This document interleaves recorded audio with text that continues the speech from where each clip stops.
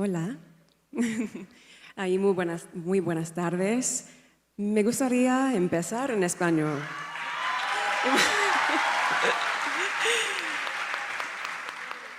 Porque estamos en su país, mi marido y yo, y puedo sentir este abrazo de Colombia y es increíble.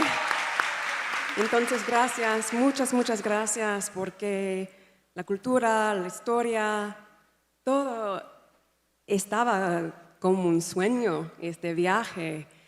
Y perdona si mi español no está perfecto, porque yo aprendí hace 20 años en Argentina, pero estoy tratando, porque acá puedo sentir esta comunidad y este es el sentimiento que es lo mejor del mundo ahora. Entonces, gracias, vicepresidenta, mi amiga.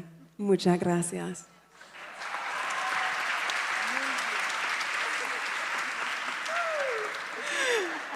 Y bueno, ahora en inglés. So I will say, from my standpoint, I was very fortunate at a young age to feel as though my voice was being heard. And I think that is a luxury that a lot of young girls and women aren't often afforded.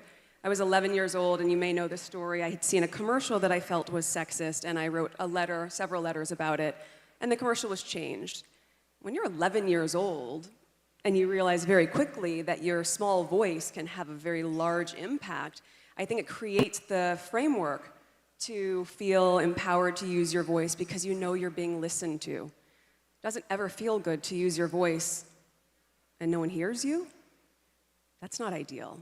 So for us and the work that we do with the Archwell Foundation, certainly the work that we do as parents, as I do as a mother, is ensuring that young girls feel as though their voices are being heard, and also that young boys are being raised to listen and to hear those young women as well. And the same goes for adult women and men. This isn't something that can be solely responsible and in the hands of just women. Yes, we work incredibly well together as a team, but as my husband is great testament to, the role of men in this, of empowering women, of allowing them to know that their voices are heard, starting at a young age, all the way through adulthood is key. So at the Archwell Foundation, we are very dedicated to creating a sense of community, but also one in which women are heard and that their ideas are really felt and implemented in the programming that we do. So we just recently launched a program called the Parents Network, which is for parents who have lost children or have encountered the worst possible challenges and level of grief as a result of online harms, and allowing those mothers, those parents to be heard is very key to the work that we're doing. We also have something called the Welcome Project, where we are working with women specifically who have been displaced, and really giving them projects and work that are comparable to the work that I had done in the UK with something called the Hub Community Kitchen, which was also women in community, hearing each other, supporting each other.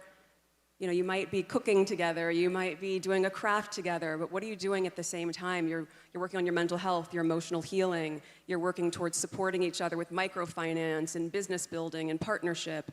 So these are all the ways in which I see the spirit of community and of us supporting each other as women play themselves out in so many different facets of our lives.